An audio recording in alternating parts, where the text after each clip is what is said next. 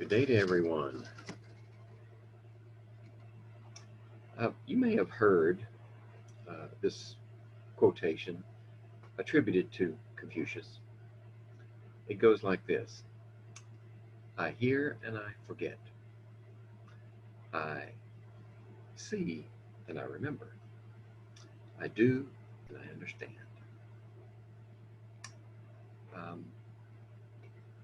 But I submit that for my personal use, I would modify that statement.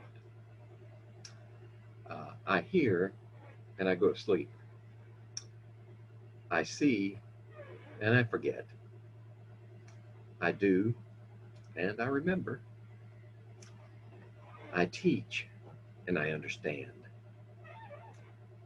Teaching something to someone else forces you to deal with all possible wrong answers to get to the right one. There's something physiological about it in the human brain, which is characteristic of our memory processes. So, if you want to be the most successful in this course, which, by the way, is Physical Science Survey number 1. There are 2 courses in the series, and this is the first one. It also goes by the designation of PHSC101. So, as I was saying before, if you want to be the most successful in this course as you possibly can be, number 1, you need to gear up your curiosity factor. In my way of thinking, the uncurious mind is a dead mind. If you're not always thinking, what if, or why is that, then you're likely to miss a lot of the adventure that's inherent in the sciences. Number 2, frame every concept that you learn in terms of teaching it to someone else. Even if you just try to explain something to this cat sitting by my shoulder.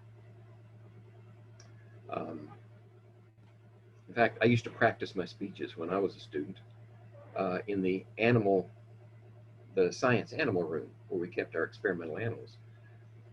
There were usually lots of rabbits in the cages, and they were very curious, so I could sort of get a response out of them as you would with an audience. And I would practice my speeches and see how the rabbits reacted.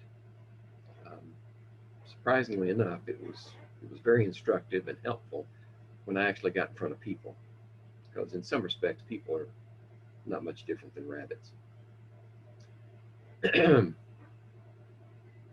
Well, my name is Dr. David Bly, and I'll be your instructor for this semester in Physical Science Survey 1.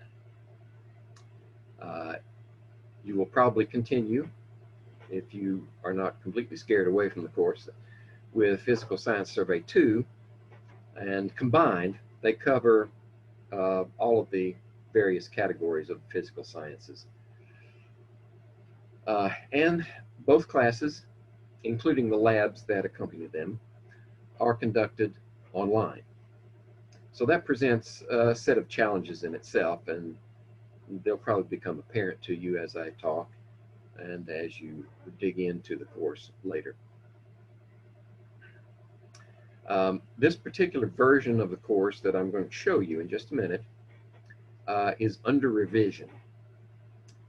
In fact, the course has the 2 versions sort of blended together at the moment. So when I give you the tour, I'm going to go through the old version first, because one reason is I know it better, and I can show you where all the materials are. But then we'll move into the new version, and I'll show you where the overlaps occur and where the new things are delivered. And uh, I'm a stream of consciousness kind of person.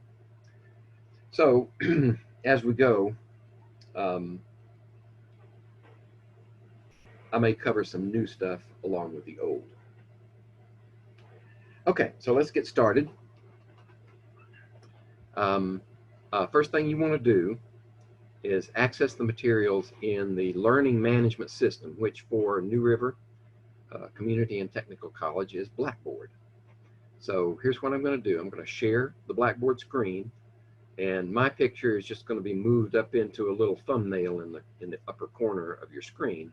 So most of your screen will be taken up with Blackboard, and you'll just hear me talking. So let's share my browser. Here we go.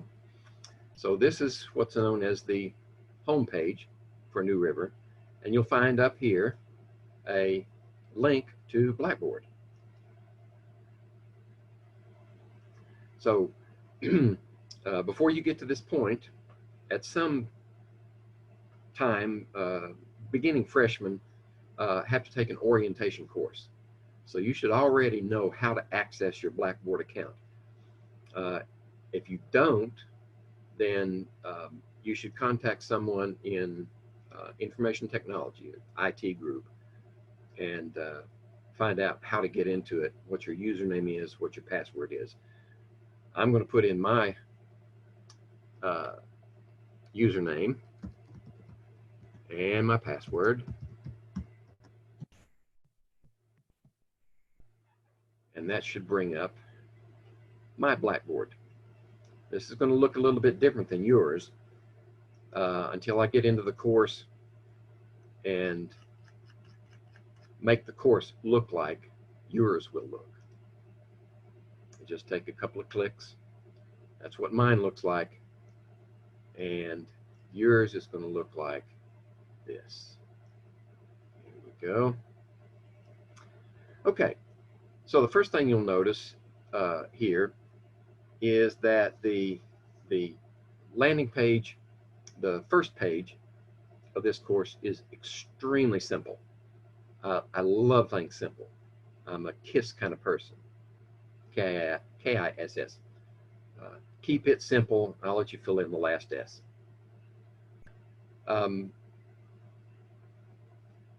Over here on this side of the page, you've got several links. We're already on Start Here, Lessons and Resources. And that's exactly what you do. When you get ready to do something in this class, you'll go to Start Here. If you want to contact someone, contact me as the instructor or anyone else in the course. I've added a link here for the New River email. And management of New River says that any contact between students, between instructor, well, actually between instructor and students, must take place, if by email, using the New River system. So don't contact me with your personal email unless there's absolutely no other way that you can send me a message.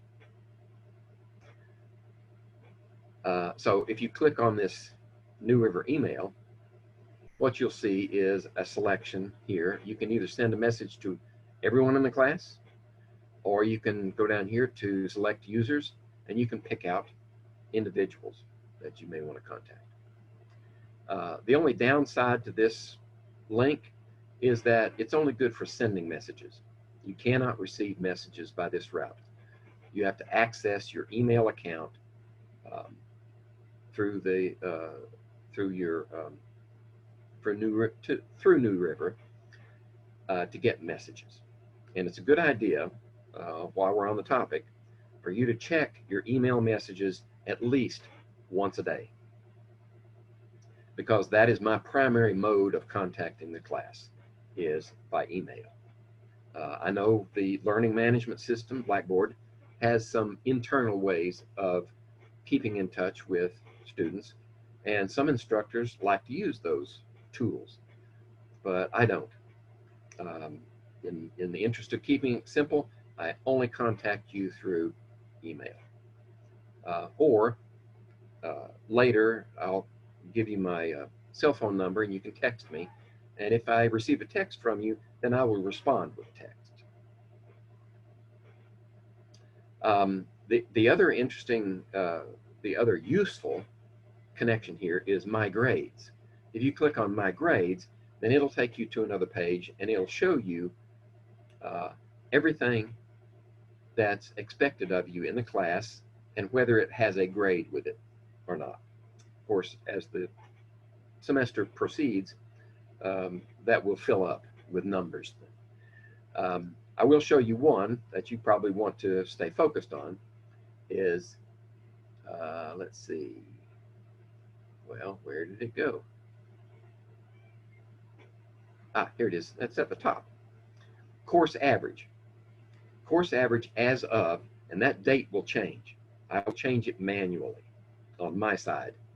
And as I acquire a new course average for you, I will update that grade. So you'll always know every day or two, you'll know where you stand in the course. The reason I do it that way is because the utility of the Blackboard system for averaging grades is not very flexible. So I take all your grades and I manually put them into a spreadsheet. That way I can manipulate the weight of the values and produce what I think is a more honest estimate of your progress in the course. Other things that you might be interested in, there's a help key or a help tool, and there are these other tools that you may be interested in. You can explore them at your leisure. We'll talk about one in particular. It's Webassign. That'll come later. Okay, so now let's go back to start here. And I've got a little introduction here for you to read through. I'm not going to read it to you. Gives you an outline of what to expect in the class. And it looks like there's a lot there, but if you take it piece by piece, it's not that difficult to comprehend. In fact, I tell my chemistry students, when you are confronted with what seems to be a huge problem, it's usually a problem that can be busted apart into pieces, small manageable pieces that they can be fit back together to get to your answer. So think of it that way, and you'll take paragraph at a time, and it'll give you a general outline of the course and what's expected. Those expectations are also contained in the syllabus, which we'll go to next. So here, if you go to the syllabus folder, you'll find two things. A copy of the syllabus, which is, I don't think this one is quite up to date yet. I'm still working on it, but we'll use it as an example. So if you click on that, it will open up in your browser. Now you can view it here, just like this, but if you want to print it, it's probably best, or if you want to save a copy, which is a good idea, you probably want to go over here to this little icon and download it. So if you do that, then you can save it and do with it what you wish. I don't need to do that because I already have a copy. But we'll use this we'll go through the syllabus rather quickly because I want you to have a chance to read it yourself and then take the quiz on the syllabus that's contained in the exams folder that I'll show you in a few minutes. It's worth 1% of your grade, so it's not something to sneeze at, as they say. So here we are in Physical Science 101, and here's my contact information on the left-hand side. There's my office phone, which is not much use now because of the COVID lockdown. I'm not in my office. So you can call that number. And by the way, if you call the office number and I don't answer, which is very likely these days, it'll ask you for a message.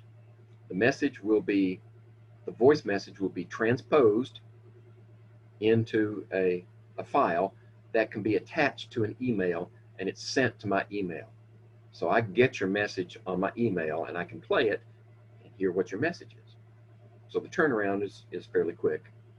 But I also give you my cell phone. And none of my students have ever abused that privilege, so I'd had no problem giving you my cell phone number. And the best way to contact me with a cell phone is to text.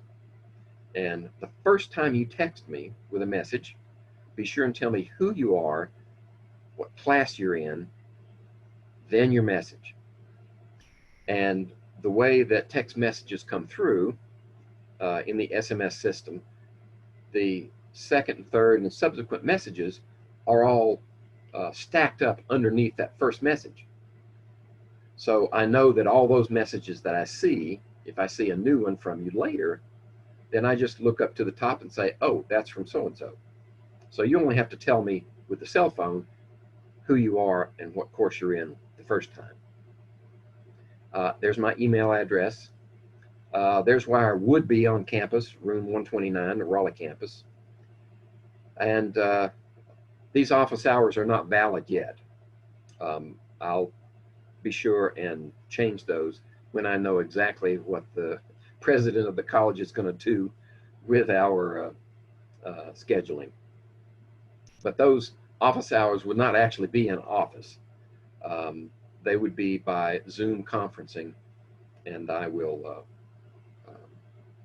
send you more information about that later. We're not going to discuss that today. Okay. So if you need help desk information, here it is. It's also in the Blackboard course, and I'll show you where that is in a minute. All these connections, emails, telephone numbers, they're also in there. Here's your required text. Right, you're going to need the best way to get the textbook and the ability to sign up for the homework, which you'll need for your grade, is to buy Cengage Unlimited. So when you go to the New River bookstore and you look up this course and the text that's involved, when you click on that text, it will give you the option to buy Cengage Unlimited. What that does is it gives you access to the electronic textbook, which is down here, an introduction to physical science. It also gives you the, allows you to register for the homework for that one price. You can get a hard copy textbook. You can buy a used textbook for little or nothing on the internet. Or if you just want to rent one, then Cengage will send you a hard copy for a shipping fee of about $8. And then at the end of the semester, you just send it back to them.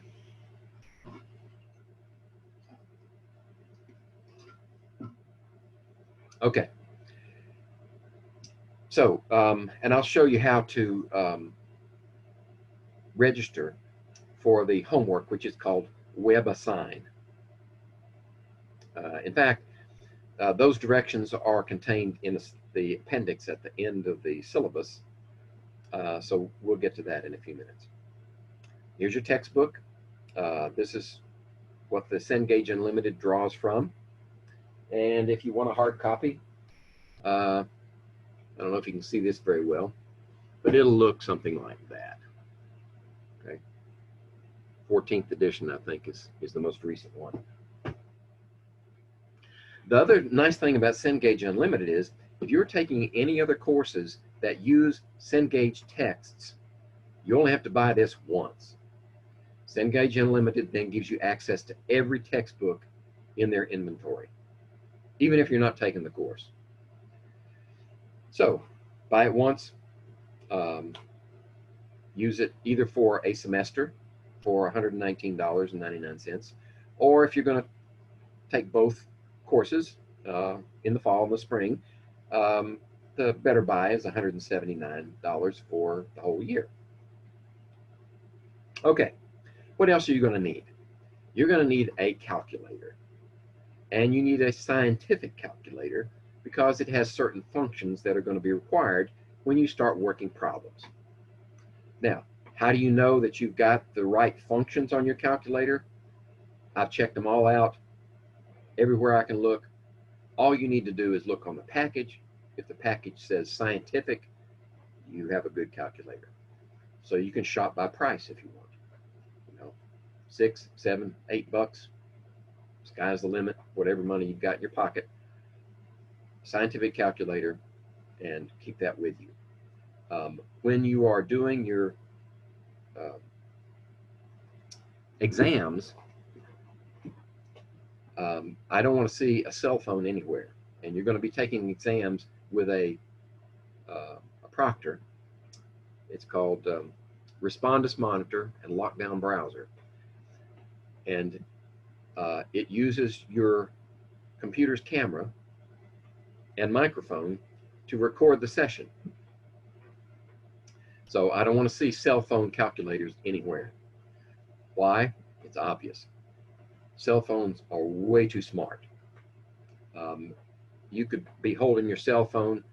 If I think you're looking at a calculator, you might be looking at the answers. So no cell phone calculators, only standalone calculators. Also, Lockdown Browser will allow me to give you access to a calculator in the browser. So you don't have to use your calculator, but there will be one there as a backup in case your batteries go dead or something like that. You never know. So cell phone calculator, what else are you going to need? Well, I mentioned Lockdown Browser and Respondus Monitor. In order for those to function properly, you need a computer with a webcam and a microphone. Now, if you've got a laptop, that's no problem. They all come with cameras, just like the one I'm using now, and microphones. But if you don't have one, then you need to invest in a webcam microphone setup and attach it to your computer monitor so it can watch you, and you can, there's a set of steps that you go through the first time you open up the Respondus monitor. And those instructions are also contained in the appendix. Okay, so you've got those things under your belt. Now, these learning outcomes are general. I've got a list. Let's see. Not in this version of the syllabus. I don't have the set up modular.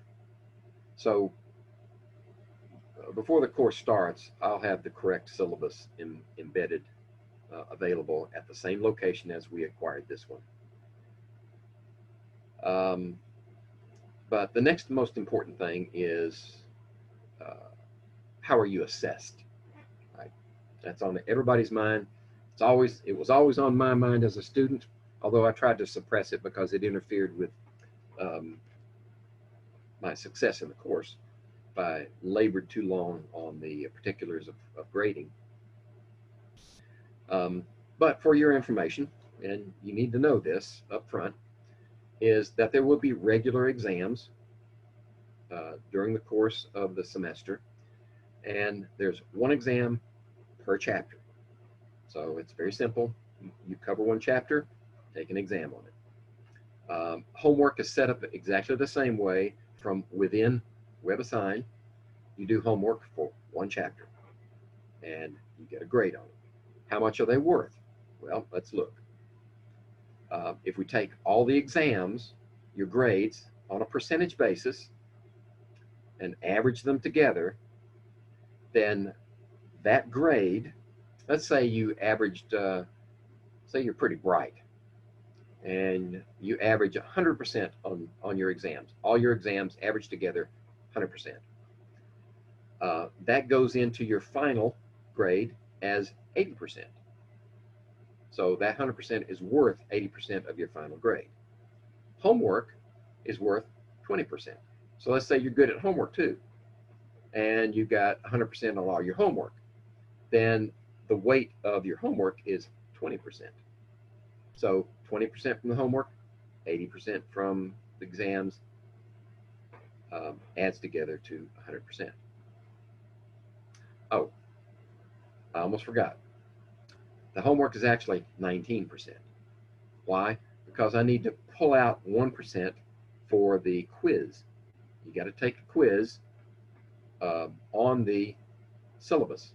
I want to be sure that you've read the syllabus, so I'm going to give you a test on it. I'll show you where that is in a few minutes. But that just means that the percentage that you get on the quiz for the syllabus is worth 1%. So,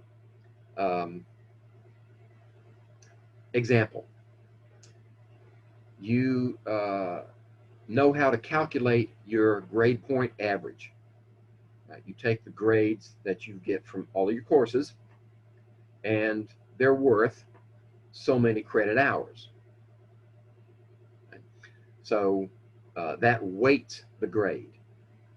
Like a class that has 3 credit hours, if you get an A in that one, that's worth a whole lot more to your average than a grade that only has 1 credit hour and you get an A. Right? So that's the idea. We're weighting the values for the exams.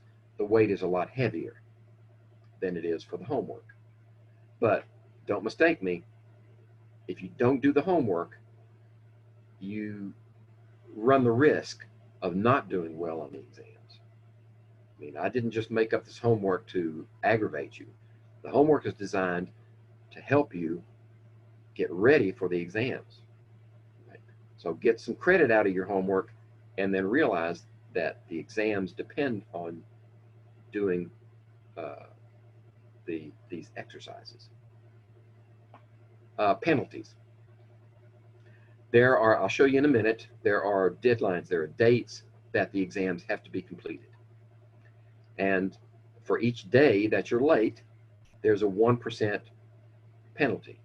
So if you take an exam 5 days late and you make 100% on it, the grade that I average into my spreadsheet for that exam is not 100%, it's 5 days times 1% each. So it's 95%. So you short yourself every day that you're late 1%.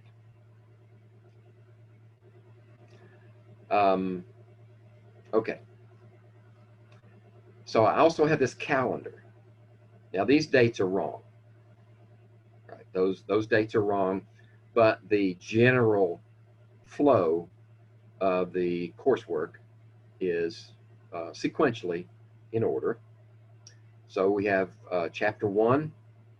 You should, this would normally be, if it's for face-to-face class, I would introduce it on this date. And then we would go through some interactions. We'd go through a review at a later time, and then you'd have the exam on this date. Right? So your homework and your exam are both due on this date.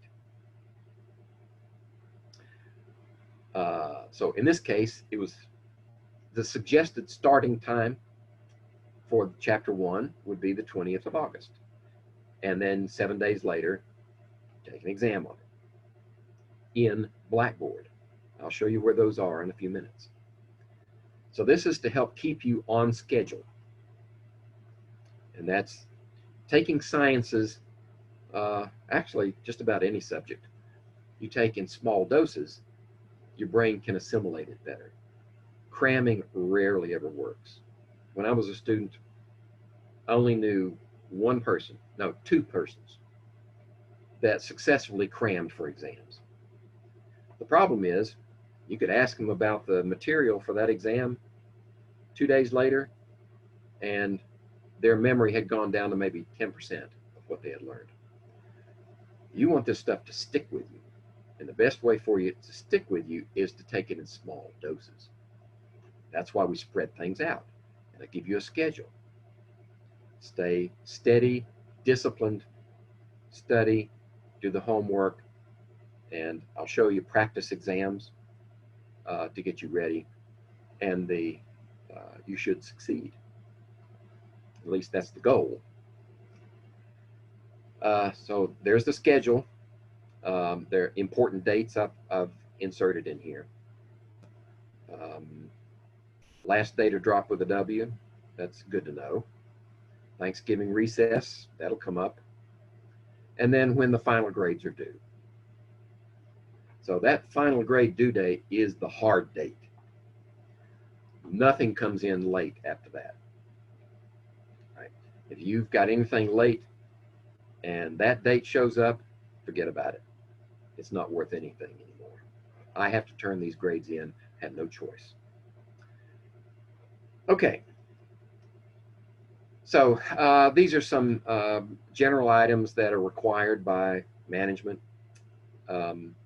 Read them. They're interesting. You may find them valuable, particularly if you're, well, most of the students that take this series are going for their certification, educational certificate. So how we arrive at this structure might be of interest to you. And these are some of the major ideas that go into devising the structure of the course. Then these other things, classroom course policies, these are sort of a conglomerate of required information from management and my modifications, additions.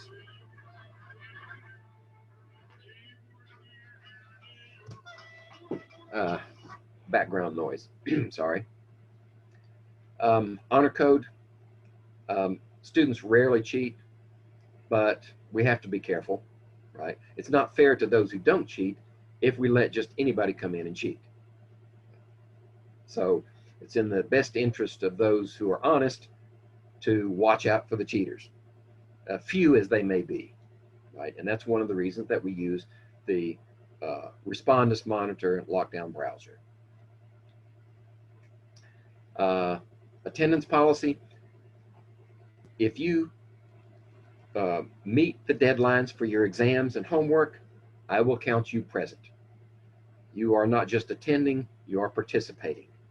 And in the system that we use for recording attendance, I will report you as present.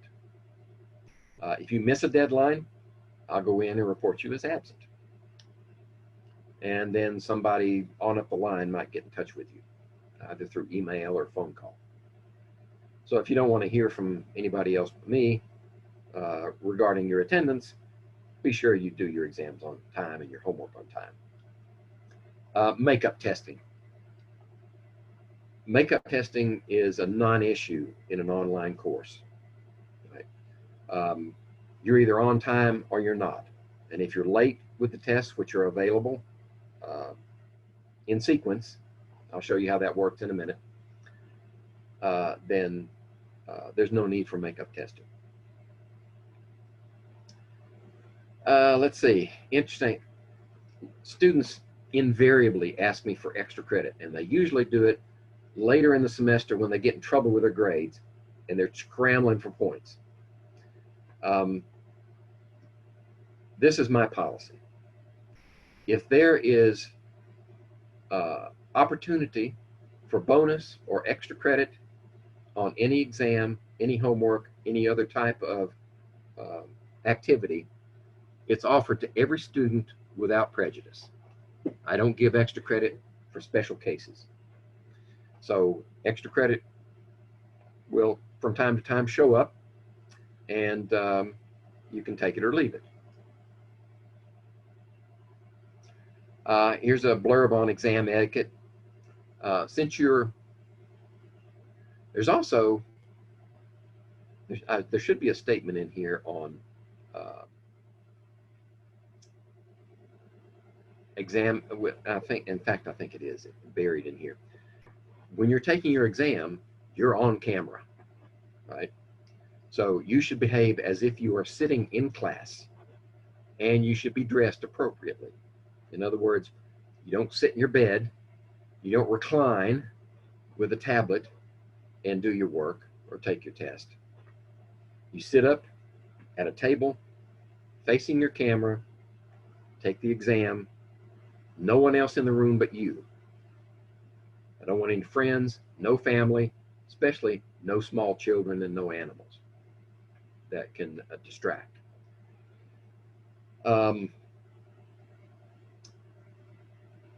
And then just do your business as if you're sitting in the classroom. Get it done. I give you enough time so that there's no need to stress about the exam. There's plenty of time to take it. Okay, so here's some things about communication outside of class. I'll show you some of these things.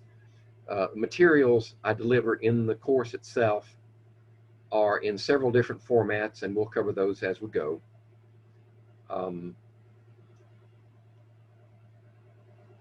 Any special announcements that I have, I mentioned earlier, they will come as emails. I got some tips for being successful. I've covered a few of them already, so you can read those. All of this additional information is provided by the college, right? So it has to be in there. And it's not that it's not fluff, it's good information, like what do you do in bad weather, right? If we were not in this lockdown situation, then you would need to know, what do you do for snow days, for instance?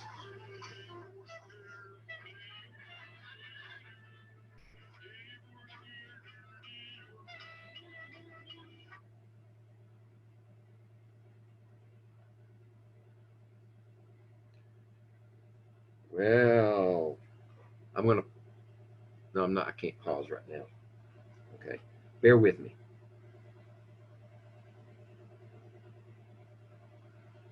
Many of you may recognize the Swedish chef from the Muppet Show. Let's see.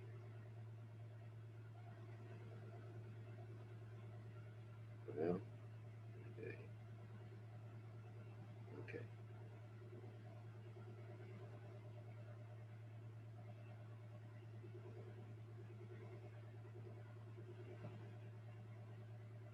There we go.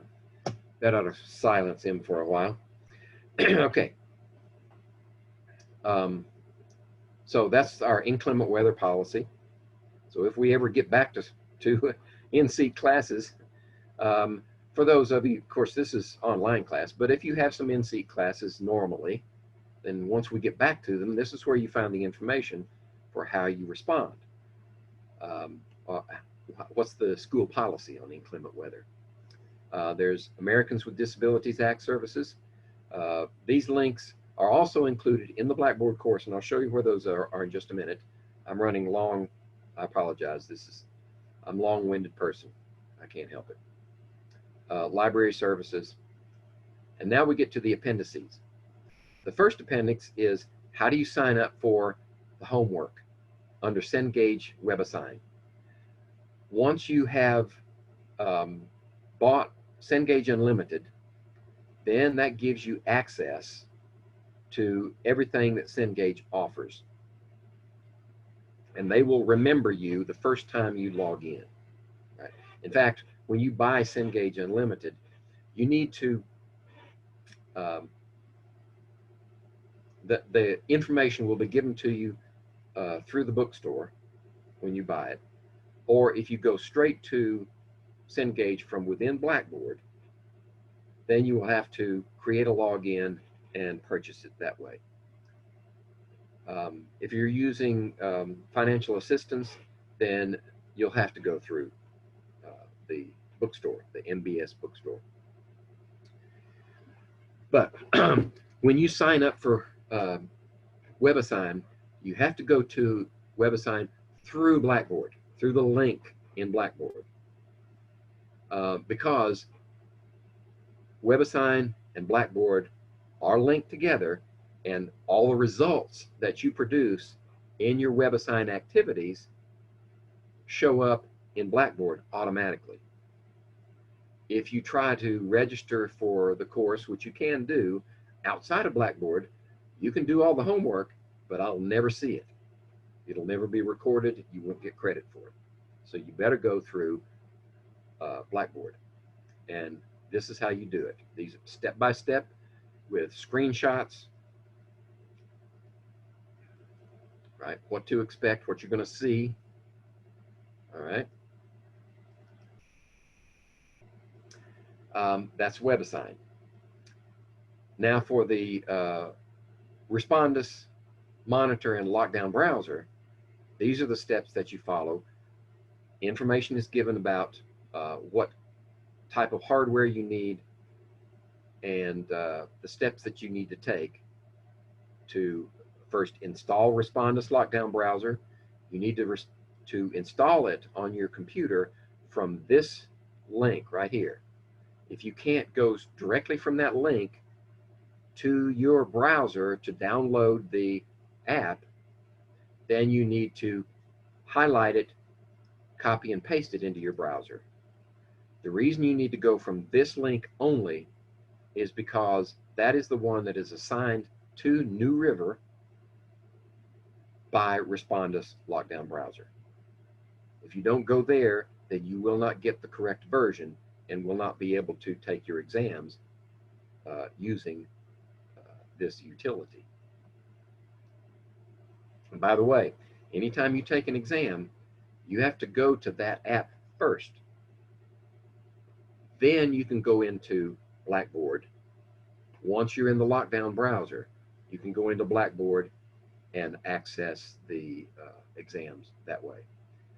Everything else, homework of course is Webassign, but your practice tests that I'll show you in a second, you can go into those through your normal browser and Blackboard. You don't need to do those with Respondus. Okay, so these are the steps you go through, and you'll go through a security check. There's a practice test that I've set up for you to take, and the purpose of that practice test is so that you know that everything works and you're familiar with how the system works before you actually do something that affects your grade. Okay, so all these steps are laid out. That password does not exist anymore. No passwords. All right. I found that putting a password in there might be useful, but it's more trouble than it's worth.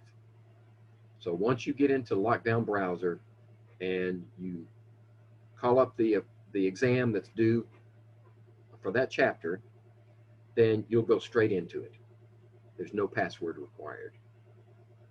This is an old version of the syllabus, so it's got a password in it.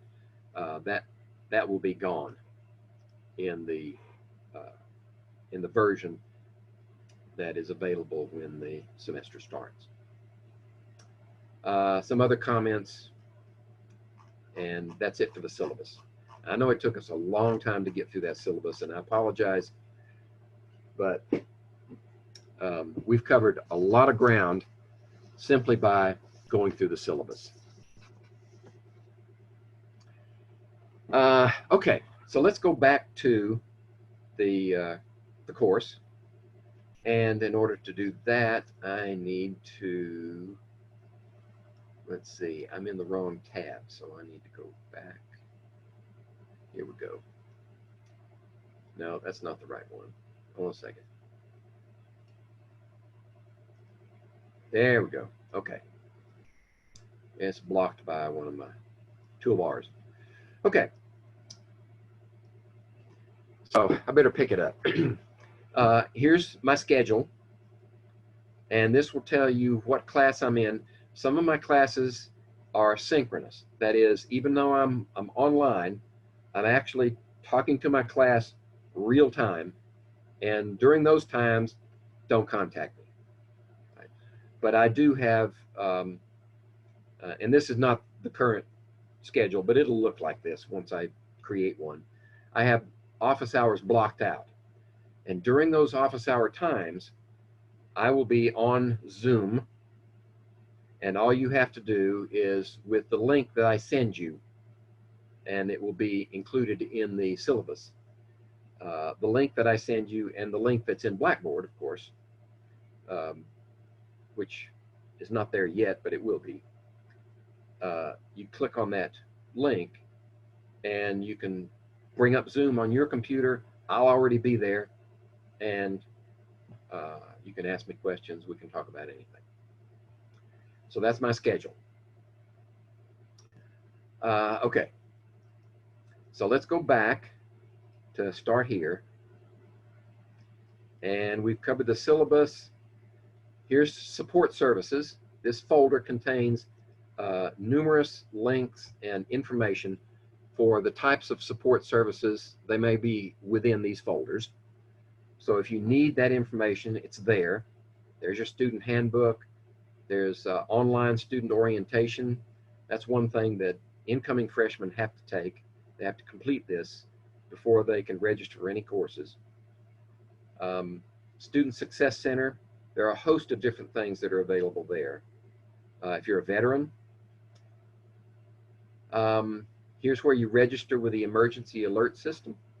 So if inclement weather comes and the president shuts the schools down, you'll get a message on your email, or if you include the information on your cell phone as well, letting you know what the school status is. Here's a general help desk, telephone number or email. If you have difficulties, help desk. If the help desk doesn't help and it's a technical issue, then you can go straight to IT support here. Suppose you get locked out of Blackboard. You can't get in, you can't log on. You don't know why. Contact IT. And they'll figure it out, they'll reset it, they'll get you up and running again. When all else fails, if you've read the syllabus and you've contacted all these other people and you still can't get satisfaction, contact me. And then I'll go to them and make sure the problem is fixed. Library services. New River doesn't have an extensive library. In fact, the only physical library we have is on the Greenbrier campus.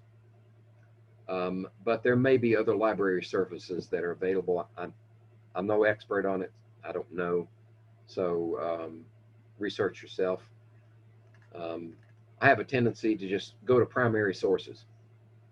Right? Find them on the internet. Don't use Wikipedia, except for jumping off point.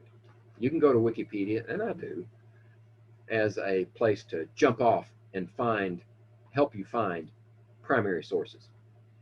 But Wikipedia is notoriously buggy with information that's not reliable. Now, in my particular area of expertise, the physical sciences, I can go to Wikipedia and I can use it to get information and direction, and I know when they're lying to me. But as a student, you may not know that. So that's why I steer you away from that type of resource. Now, if you're having trouble with anything having to do with Cengage, your textbook, Webassign, homework assignments, you can't reach me,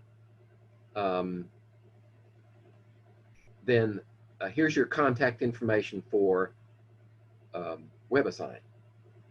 This person, Dee Frederick, is a very nice lady, and if she doesn't have the answer, she will get the right person in touch with you very quickly and solve the problem. Now, if you have a problem, if you're, say you're in the middle of an exam and the power goes out, you may live far away from areas that are well served by the power company. So your power is more likely to go out than, say, mine is, where I live, close to Beckley. If your power goes out in the middle of an exam, all you need to do is text me. That's the quickest way, on my cell phone. Tell me the problem, and I'll go in and reset it. so that when your power does come on, or if it has come on and you're locked out, then I'll reset your exam and you can start it over again. That's the problem. Resetting the exam clears all of your answers. So it might be a good idea to use some sort of a personal system to keep track of your answers as you go. That's the best I can do. When you're in lockdown browser, you cannot do screenshots, right? It would be nice if you could, but you can't do screenshots. So you need a scratch sheet of paper and keep track of your answers if you're prone to power outage. Of course, if you got a good memory, you can go back in and probably just knock out the answers like that again. Or if your internet service goes out.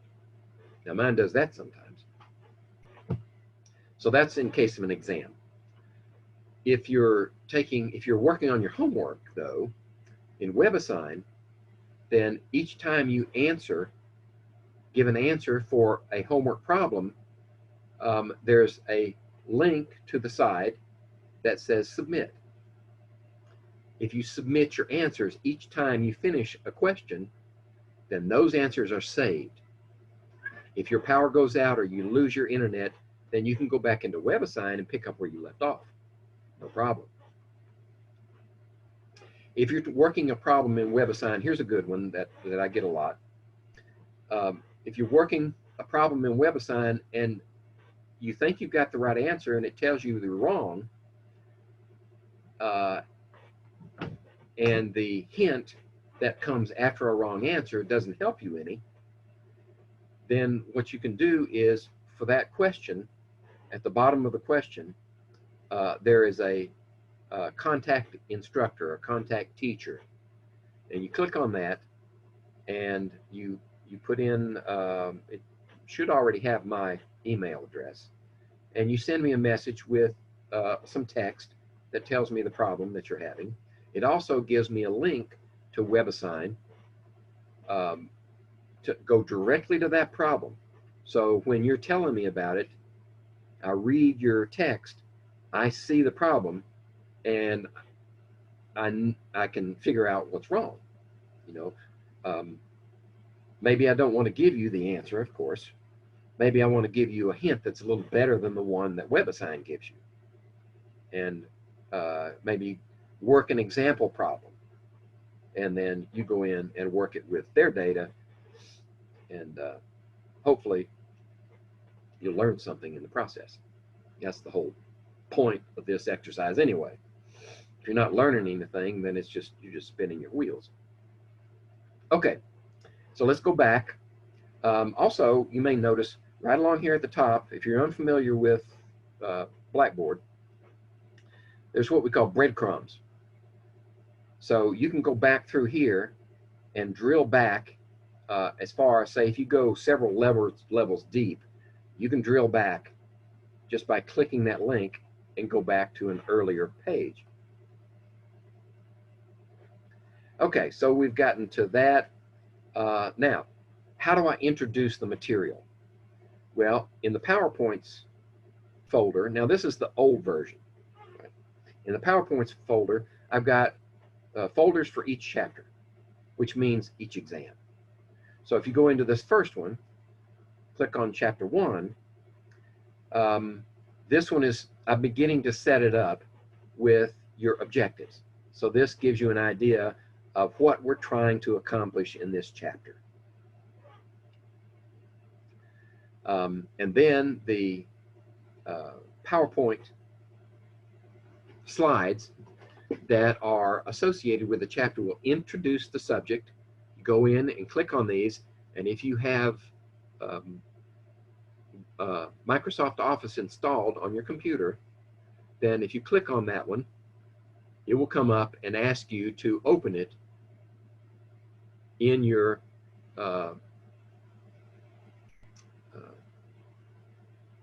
in the PowerPoint application, or you can save it if you want. Now, the purpose of those slides is to introduce the subject. Right? You haven't learned everything yet. That just gives you an introduction. There needs to be reinforcement, and that's what the homework does, and that's what the sample exams, the practice exams do, and I'll get to those in a minute. But if you don't have Microsoft Office, and most people do, let's say you're somewhere, you don't have access to your computer, and you have got a few minutes and you want to look at those slides again. Well, I've got other versions, right? I've got the PDF version. So assuming you've installed Adobe Acrobat Reader, which is a free application that you can get at their website, then you can call up the PDF and view it. Well, if you have the plug-in for your browser, you can view it in your browser like this. Right? You can see all the slides. Right? The disadvantage to the PDF is if there are any animations or videos embedded, PDF does not transpose those.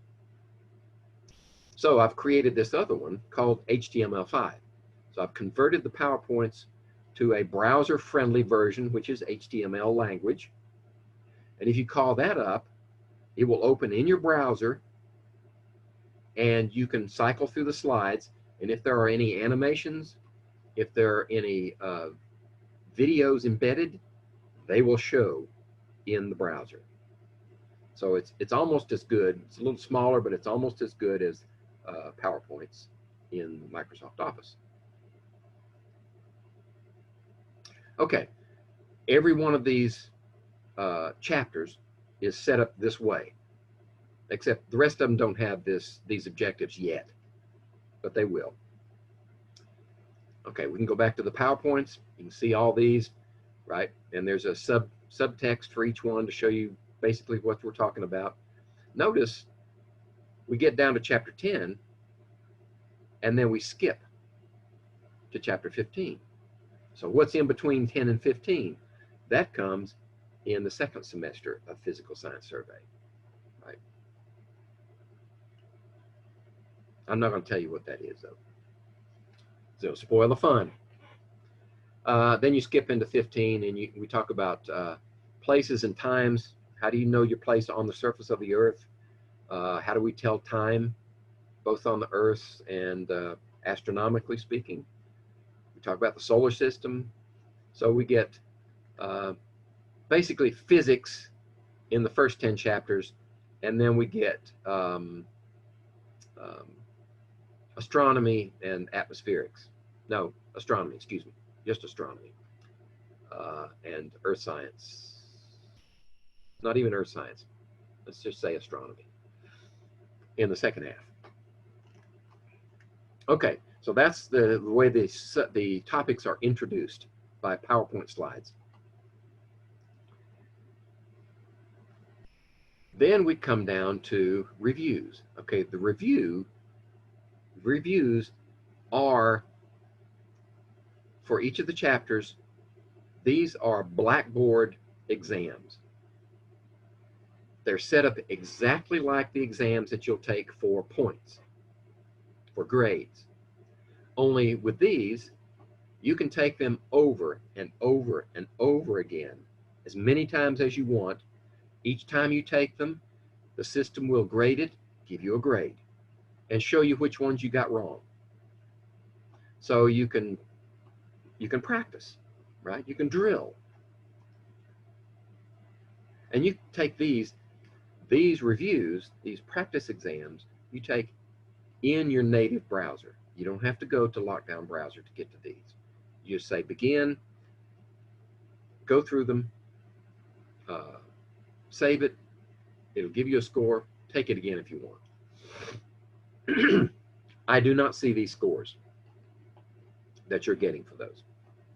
They will not affect your grade whatsoever. Well, I can't say that. If you practice them enough, they will affect your grade because you'll be better prepared for taking the exams. Okay, so let's breadcrumb back out of here. There's the reviews, right? There's one for every chapter. Let's go back out here and then down. What's next? Here's your practice test for Respondus and Lockdown Browser. Remember I mentioned that earlier.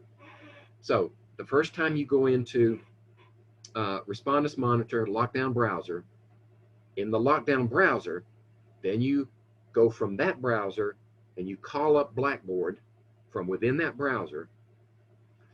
Then you can come to this folder and run that test, that practice test. And it will allow you to check out your system to be sure that it's working properly. Right? It's not graded. Well, it's graded, but it doesn't affect your score. The only way it would affect your score is if you don't do it, you try to take your first exam with technical problems built in, you don't know about them until you start the exam, then you're in trouble. Right? So my advice is to take this practice test first. Okay, so let's go back. That was the practice test. What's next? Here's how you get to homework. All right. Here are some PowerPoints, this PowerPoint slide, PDF, same duplicate of the PowerPoints, to show you, these are from the company, Cengage, showing you how to register for your Webassign homework. Once you do, then you click on this link, and it will take you to Webassign. The first time you go in, you'll have to register. But subsequent times, it will remember who you are because you're coming from within Blackboard. You're already registered. And then you use your calendar, your course calendar, to know which homework to do at what time. I've set up the Webassign homeworks so that the deadline for the homework in the Webassign application is the end of the semester. And the reason I do that is so that once you finished it, you can go back and look at it and review if you'd like. If I set a deadline date on it, then once that deadline is reached, you're shut out from that homework. You can't take it, you can't go review it. Right? So that's why I put the deadline at the end of the semester. But I'm still watching. I mean, it dates your work so that I know when you did the work. So if you do the work late, then you're entitled to a penalty. Okay, so that's how you get to Webassign. All right, what's next? Homework, exams. All right, there's your schedule. I'll modify that schedule. Let me bring it back up. That schedule will be the actual dates derived from your syllabus so that you know when each one is due. And they're due on the date that's given by 11:59 p.m., right, just before midnight. Now, you can still take them late. That just means that if I see that you submitted an exam late, then I know what the penalties are. Another thing that you might notice, when you look at your My Grades, and you know you've taken the exam, you know that it's graded, but you submitted it late, it will not show you a grade until I go in and manually tell it to accept the work. Okay? Once it accepts the work, then the grade will show up. Even though the system grades it itself, it won't show you that on a late submission until the instructor takes a look at it. Anything that you submit before the deadline will automatically be uploaded to your My Grades, and you'll see it instantly. Now, your average course grade is manually updated, right? So that it may not have an effect on that grade yet. That's why when you see that one column in your My Grades, or that one row in your My Grades, it says course average as of the date. That's the date that I updated your course average. So if you take an exam you submitted it, say, September 10th, and the grade says average grade as of September 8th, then you know that I have not averaged in that submission for September 10th yet. Okay, so now let's go. All right, this course needs some work because I've got some duplications in here. I apologize for that. I'm not sure why, but they're duplications that will be cleaned up before the semester starts. Okay, so I think I've covered everything for the old system. Now let's see, what's the new system going to look like? I've created, it's going to be modular. Right? So instead of having these separate folders for PowerPoints and reviews and practice tests, the modular format is going to put things from the PowerPoints, the reviews, the practice tests, the homework, the exams for the appropriate chapter are going to be inside the module. So you don't have to go looking for them. You know, all right, module, what I'm working on now, chapter 1, everything I need is going to be here in chapter 1. Right? Let's see, this is set up, looks like, so that we have to page through it. Right. So in the beginning, the first thing you'll see is these are the objectives. These are the things that you should be able to do by the end of that chapter.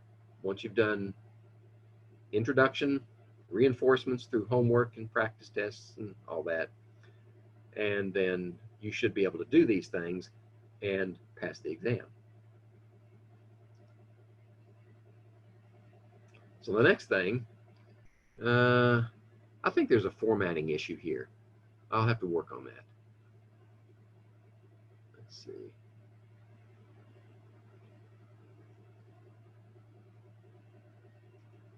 That's not what I want.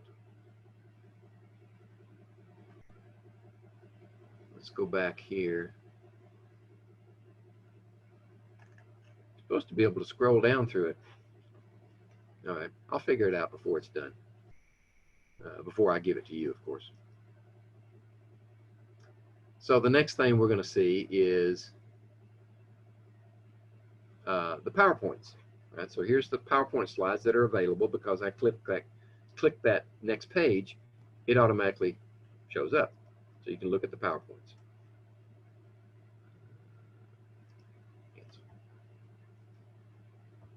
Next page in the module. And by the way, this is the PDF version for the module. You can get to each one of these through the table of contents. So if you've already been through part of it, you got interrupted, or that's all the time you can spend on it right now, you go do something else, come back, then you can access these things directly from here. So let's say we want to go to the practice exam for chapter 1. So there it is, and click this to launch it. So there's your practice exam. You can begin it, and it'll look exactly like, it has the look and feel of a graded exam. That's one of the purposes that I created these things, so that you develop a level of comfort with working with the system. Anxiety is a real downer. So I try to alleviate that wherever possible. Okay. Well, let's see. I'm going to have to go back. I have to go back here to module.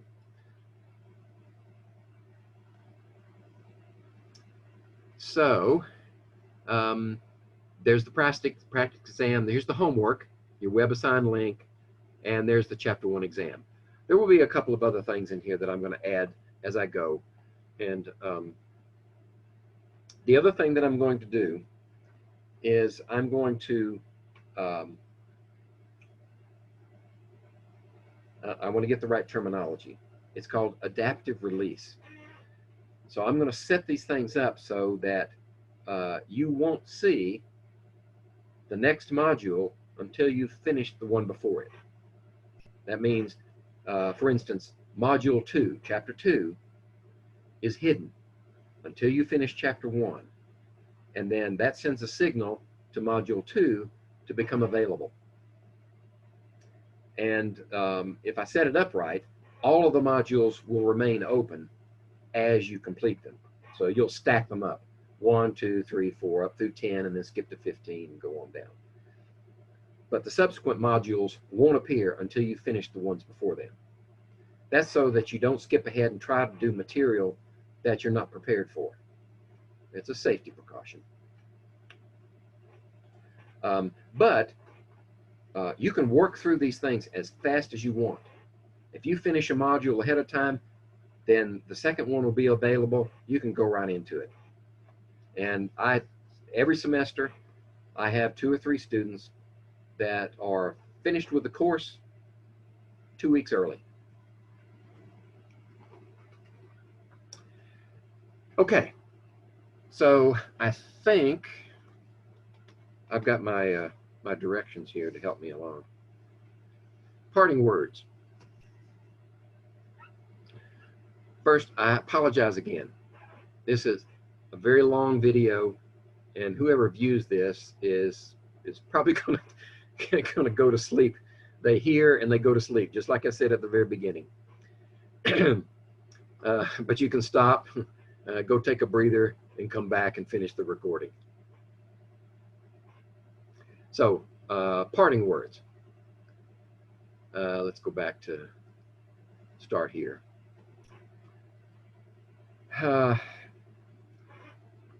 These online classes, and you may already know this, but if you don't, this is good information. Any online class works best for the student that is willing and prepared to discipline their study habits, because you don't have the instructor hovering over you saying, have you got this ready yet? Or you meet regularly and you get these verbal reminders from the instructor. Your connection to me is through the course itself. So you've got to be disciplined. You've got to do things on a regular basis in small enough increments that you don't overload your brain, right? If you have to do 15-minute chunks throughout the day, fine, whatever it takes. If you don't have an obsessive personality like mine, then you won't sit down and work a problem for 2 hours, determined to get the answer. You may want to do some overlap, right? You may have finished chapter 1, but it has some valuable information in it that may not be fresh in your mind.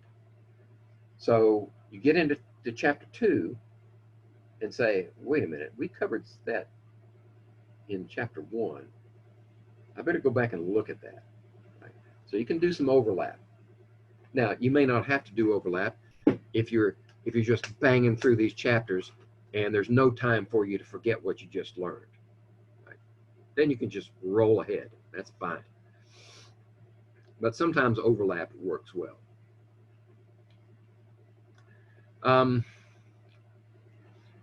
Here's a concept that is all too often overlooked or sidelined by many instructors, and I suspect that they're taught to be this way. The modern way to teach is critical thinking, right? Try to break a problem apart and think about it logically and all that. Well, that's fine. You know, that's the ultimate goal, to solve unfamiliar problems. That's what we're aiming for. The problem is, many people forget or don't want to consider the fact that the human brain has a limited amount of short-term memory, right? It lasts for only maybe 15 or 20 minutes. So if you have basic information that you need to solve a problem, you acquire it, then you better get that problem solved in a hurry, especially if it's the type of information that is recurring. In order to use that information, you need to memorize it. Memorization is an underrated skill because of the way the human brain works. Repetitive introduction to the brain of information by visual, hearing, doing, even if it's just scribbling formulas on a paper and working out problems, that's doing. Those things help you memorize facts. If you don't have the right facts, then you will never get the right answer, no matter how critical your thinking is. So be sure and get your facts right first. And that's why memorization is good for the brain, because what it does is, as you reinforce that memory, it's stored in long-term memory. Then you can recall it at will in the future to solve problems. Okay. And again, if you've exhausted every avenue that's available to you within the course material, contact me. That's what I'm here for. I'm here to help you solve problems, to help, not just to solve the problems that you may have, but to try to keep you from reinforcing, I hate to use this, but wrong thinking. There are ways to solve problems that are really wrong because they only work for that one problem, and you can't use that method again for another similar problem. You want to use a general approach that allows you to solve multiple problems once you learn the methodology.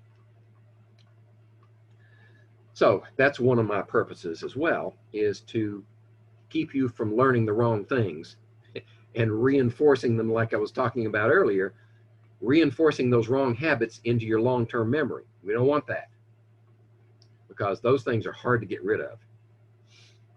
And the only way you can get rid of wrong thinking in long-term memory is to override it with right thinking, and that takes more work. That's harder to do. It's called habits. Okay.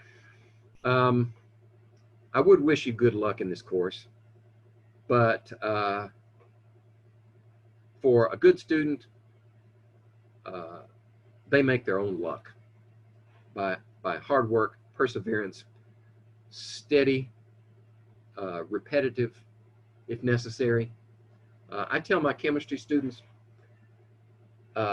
we work a lot of problems in chemistry, and in the second semester of physical science survey, we get into some chemistry. But this has physics in it, this has astronomy in it, and particularly the physics side, you have to work problems. So I tell my chemistry students, if you're not bored stiff working problems, then you haven't worked enough of them. They should be almost second nature when you see a problem, able to pick out the information that you need to answer the question, the real question for the problem. That's the key. What is the question? If you don't know the question, you can't get the answer.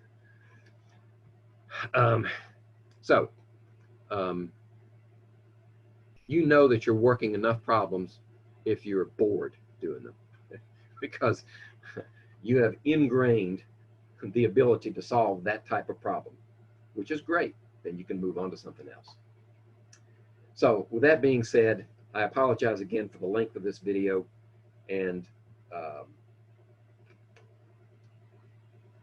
I'll wish you all the best, and contact me anytime,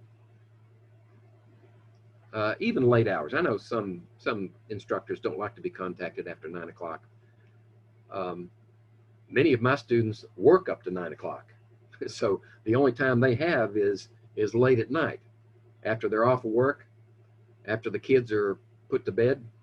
Then they can do their work, and that's when your problems crop up. So I apologize if I'm asleep when your message comes through, but as soon as I wake up, I'll get back to you.